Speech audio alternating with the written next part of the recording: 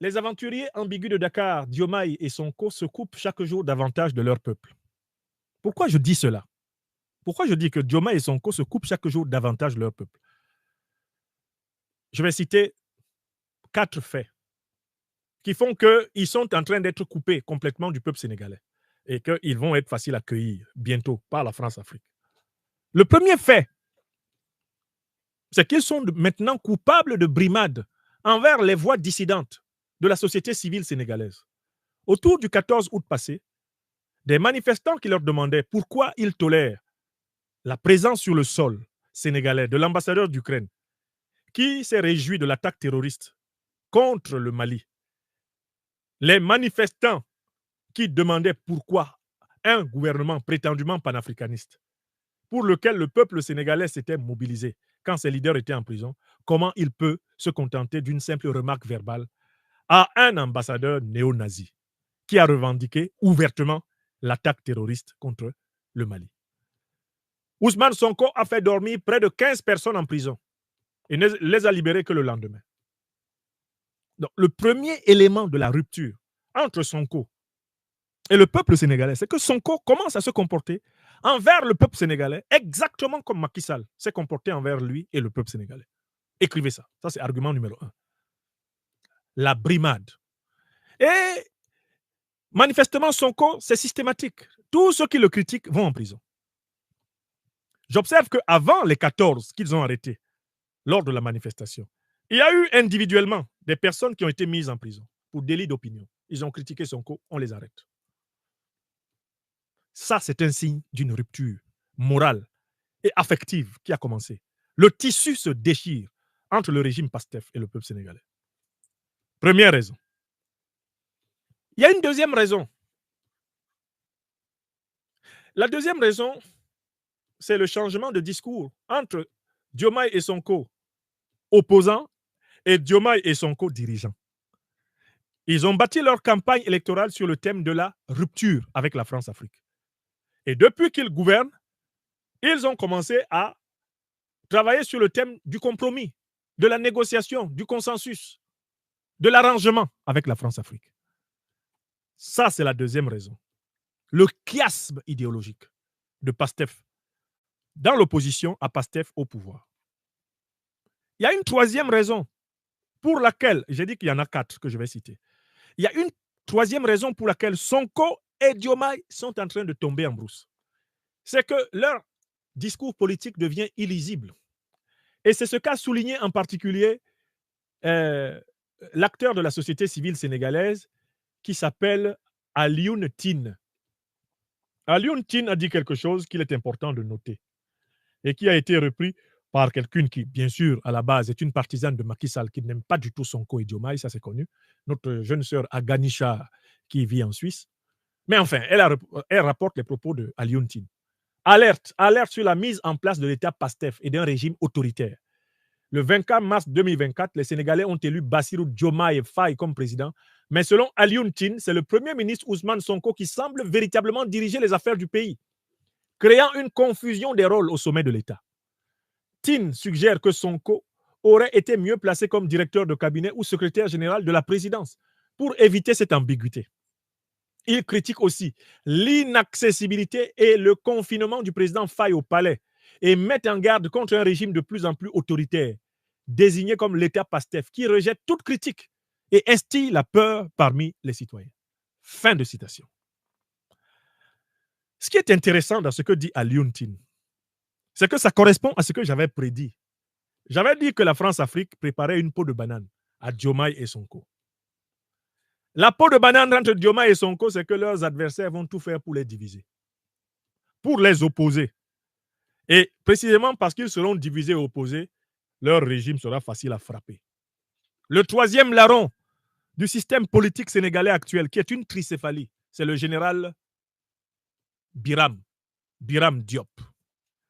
Il attend que les divisions et les fissures s'aggravent entre Sonko et Diomaye pour surgir et dire qu'il va mettre fin à la pagaille. Je recommence. Le plan de la France-Afrique pour récupérer le Sénégal, c'est que Ils vont exacerber les oppositions entre Diomaye et Sonko. Ils vont exciter les rivalités et les jalousies entre les partisans de Diomaye et de Sonko. Ils vont essayer de faire passer Diomaye pour une mauviette soumise à Sonko. Ce qui va énerver Diomaye. Et Diomaye va sortir le marteau pour cogner Sonko. Et comme Sonko est un émotif en chef, quelqu'un qui est prêt à aller à la grève de la faim pour mourir quand on ne fait pas ce qu'il veut, Sonko va répondre avec beaucoup d'émotion. Et ça va être la cacophonie à la tête de l'exécutif sénégalais, ce qui permettra à Biram Diop de sortir derrière en disant « Je suis venu mettre fin au désordre à la tête de l'État du Sénégal. Nous décrétons que les institutions sont suspendues. À partir de maintenant, une transition est mise en place pour une restauration de la démocratie sénégalaise. » Je suis en train de vous dessiner ce qui va se passer. Et j'avais prévenu Sonko et Diomaye qu'en se coupant du courant panafricaniste national sénégalais et en se coupant du courant panafricaniste continental, ils étaient faciles à accueillir par la réaction oligarchique néocolonialiste france-africaine sénégalaise. Je l'avais dit, ça vient. Il y a enfin une quatrième raison.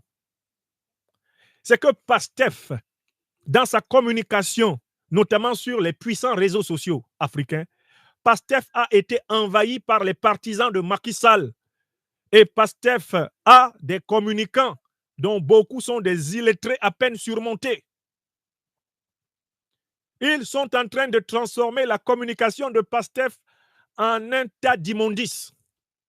Par exemple, des gens qui parlent au nom de Pastef se permettent d'insulter le papa et la maman des gens. Un parti de gouvernement ne peut pas avoir des militants qui s'attaquent à l'honneur des parents. Dans l'éthique africaine, on n'insulte pas les parents des gens, même quand on n'est pas d'accord avec eux. Sonko et Diomaye ont désormais les partisans les plus grossiers de la toile sénégalaise. Et je soupçonne Macky Sall d'avoir envoyé certains de ses loustiques jouer à être des sonkoïstes et des diomaïstes pour insulter davantage, afin que ce soit mis sur la tête de Sonko et de Diomaye que ce sont des dirigeants de hordes d'individus grossiers, d'individus creux, d'individus d'une banalité affligeante, d'individus merdiques. Et tout ça est en train de s'accumuler sur la tête de Sonko. Des gens qui se présentent comme des partisans de Pastef utilisent désormais la terminologie élaborée par la guerre informationnelle française contre les panafricanistes. Ils ont adopté le vocabulaire de panafricain, de panafricanisme, élaboré par l'école de guerre informationnelle française contre les panafricanistes. C'est ça qu'ils utilisent. Or, ceux qui utilisent ce vocabulaire, ce sont les agents de Macky Sall, les agents de la France-Afrique et les militants corrompus de Pastef qui ont été chargés de retourner la communication de Pastef en une communication anti-révolutionnaire, anti-panafricaniste, une communication qui revendique un patriotisme étriqué, un patriotisme frélaté, une sénégalité exclusive de toute l'Afrique. Ils sont devenus aujourd'hui les plus grands défenseurs de « va dans ton pays ». Qui a tracé les frontières du Sénégal? Sont-ce les Sénégalais? Ou sont-ce plutôt les puissances coloniales occidentales? Pour que des partisans d'un soi-disant parti panafricaniste utilisent contre les Africains l'argument « va dans ton pays », il faut qu'il y ait eu un balayage, un siphonnage, un lessivage idéologique complet. Et que Pastef ne sache même plus pourquoi il se bat et pourquoi il gouverne le Sénégal. Ça, c'est la quatrième raison. La banalisation de la communication de Pastef. La grossiérisation. Hein? C'est une communication qui est devenue une communication de caniveau. Les arguments des partisans de Pastef sur les réseaux sociaux sont des arguments à vomir. Si je vous montre ce qu'ils viennent m'écrire en inbox Messenger, vous vous demandez comment ces gens-là ont pu prétendre changer quelque chose au Sénégal. Je critique Ousmane Sonko. Je critique Diomaye Faye. Je ne m'attaque ni au père de Sonko ni à sa mère. Je ne m'attaque ni au père de Diomaye ni à sa mère. Les partisans de Sonko et Diomaye passent leur temps à insulter les parents des gens, à insulter les parties génitales de nos mères sur les réseaux sociaux. Et vous savez pourquoi ils font cela? C'est par faiblesse intellectuelle. Ils ne peuvent pas participer à la joute dialectique, rhétorique. Ils ne peuvent pas s'affirmer sur le plan de l'argumentation politique. Pourquoi? Parce que ils sont comme Diomaye et Sonko, largement incultes. Ce sont des médiocres. Oui, le panafricanisme, c'est pour tout le monde. Ceux qui dominent en Afrique du Sud, le parti qui est au pouvoir et puis les résistants, tout le monde est panafricaniste. Quant à Bassirou Diomaye Faye, tout le monde sait que si, chez nous à Yaoundé, Bassirou Diomaye Faye fait partie des gars pour lesquels on a élaboré une phrase. À la fac, les gars qui étaient très faibles, ils copiaient tous les cours sur un tout petit document, un petit caractère pour tricher lors des examens. Et ce document, dans lequel le cours était copié en tout petit, tout petit, tout petit, parce que facile à dissimuler dans les chemises, dans les pantalons, dans les jupes, on appelait ça le bord, le bordereau, le bord. Et donc, les tricheurs avaient une devise, c'était l'homme n'est rien sans son bord. Mettez Diomaye sans un document devant une assemblée, mais vous allez entendre des énormités toutes les 2-3 minutes. Dans la construction rhétorique, la construction syntaxique, dans la maîtrise des références, des catégories théoriques de l'agir politique. Diomaye, je le regrette, il est le président des Sénégalais, mais il est dans l'histoire des présidents de la République du Sénégal le plus inculte. Il n'y a jamais eu avant Diomaye un président inculte à la tête du Sénégal. Je vous le dis aujourd'hui, les pastéfiens, Diomaye, c'est un président inculte. C'est ça qui fait peur. Et quand on dit que Diomaye se tait, je dis que c'est la meilleure solution parce que Diomaye, il n'en a pas assez dans le casque. C'est peut-être un bon inspecteur des impôts, mais pas plus. Ne lui demandez pas de parler parce que s'il parle, on va pleurer. Senghor, on peut le critiquer. Il était cultivé. Abdou Diouf, on peut le critiquer. Il est cultivé. Maître Abdoulaye Wade, Wallahi Bilaye, on peut le critiquer, il est cultivé. Mais à partir de Macky Sall, la culture a commencé à s'effondrer. Mais même Macky Sall, il est plus cultivé que Diomaye. Wallahi Bilaye Talay. Je n'aime pas Macky Sall, hein. Je ne lui ai rendu aucun service. Je l'ai combattu parce que c'était un bourreau du peuple sénégalais. Mais voilà, au niveau culturel, Macky est au-dessus. Je sais que les partisans de Sonko n'aiment pas la vérité. Ils vont insulter encore mon père, ma mère, ma grand-mère, mes ancêtres, mes aïeux. Ils vont insulter. Ils vont contracter des dettes cosmiques. Ils vont contracter des baffes cosmiques, des gifles cosmiques. Parce que vous ne savez pas à qui vous vous attaquez quand vous insultez les parents des gens. Vous ne savez pas quel est leur classement dans le monde ancestral. Vous contractez des gifles comme ça. Après, quand il vous arrive des choses, vous vous étonnez. Mais je vous dis la vérité aujourd'hui. Si le président Diomaye ne parle pas beaucoup, c'est parce qu'il n'a rien à dire. Et que c'est un homme qui ne parle qu'avec son bord. C'est un homme qui n'est rien sans son bord. Il faut son bordereau. Regardez-le quand il tente d'improviser dans les allocutions après les audiences, chez les présidents, en Côte d'Ivoire, au Mali ou au Burkina Faso. Vous n'avez pas vu comment il est perdu chaque fois qu'il lève la tête de son papier? Dès qu'il lève la tête de son papier, il pond une faute de français. Dès qu'il fait comme ça, une faute de français sort, comme une grenouille. On dit, le Sénégal des grands maîtres de la langue officielle française, le Sénégal de Senghor, le grammairien. C'est là-bas qu'il y a un président, il parle 5 minutes, il pond au moins 5 fautes, une par minute. C'est une cadence de pondaison affligeante. Donc, si Diomaye se tait, ce n'est pas parce que Sonko l'écrase, parce que Sonko est beaucoup plus loquace que Diomaye. Il est un peu plus cultivé que Diomaye. Donc, soyons honnêtes. Ils sont en train d'accumuler les cendres qui vont les conduire à la perte du pouvoir, peut-être même avant la fin du mandat. Et ils n'auront que leurs yeux pour pleurer. Parce que les panafricanistes ne seront pas avec eux. Le peuple sénégalais ne sera pas avec eux. La prochaine fois qu'on va les prendre pour les amener à Cap Manuel, personne ne va se plaindre. Je les préviens. Leur aventure ambiguë, elle va finir comme elle a commencé, au point de départ. Qu'ils fassent très attention. Mandela est allé en prison, c'était pour libérer son peuple. Il a fait 27 ans. Vous avez fait à peu près 2 ans. Mais en fait, vous êtes sorti pour emprisonner votre peuple. Attention.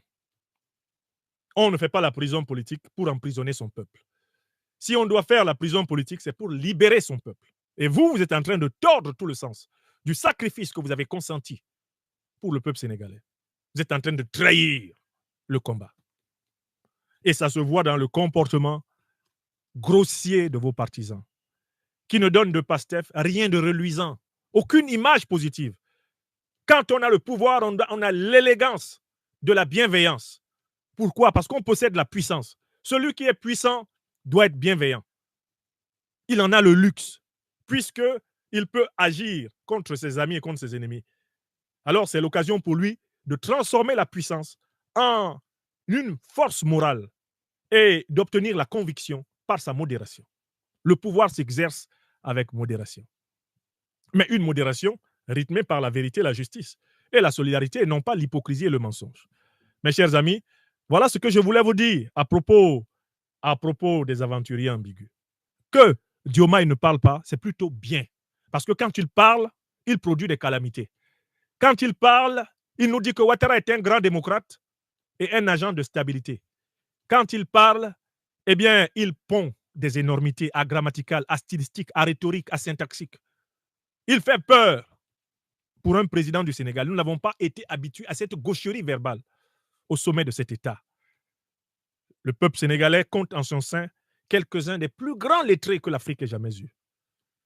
On est toujours choqué quand le chef de l'État du Sénégal aujourd'hui parle et que les élèves, même de CM2, d'une bonne école primaire du Sénégal, pouffent de rire en disant « il a encore frappé ». Waouh, il a encore frappé. Oui, il frappe tout le temps quand il parle. Donc je comprends son silence et son émotion. Je comprends son silence et son émotion. Il a peur de parler. S'il parle et qu'il accouche des grenouilles et que des crapauds lui sortent de la bouche, tout le monde rigole. Donc il ne parle pas. Comme le dit souvent Seydou Abacha, un comédien de mon pays natal, le Cameroun, si ce que tu veux dire ne vaut pas mieux que le silence, tais-toi. Une deuxième fois. Si ce que tu veux dire ne vaut pas mieux que le silence, tais-toi. Oui, oui, si ce que toi tu veux dire ne vaut pas mieux que le silence, tais-toi.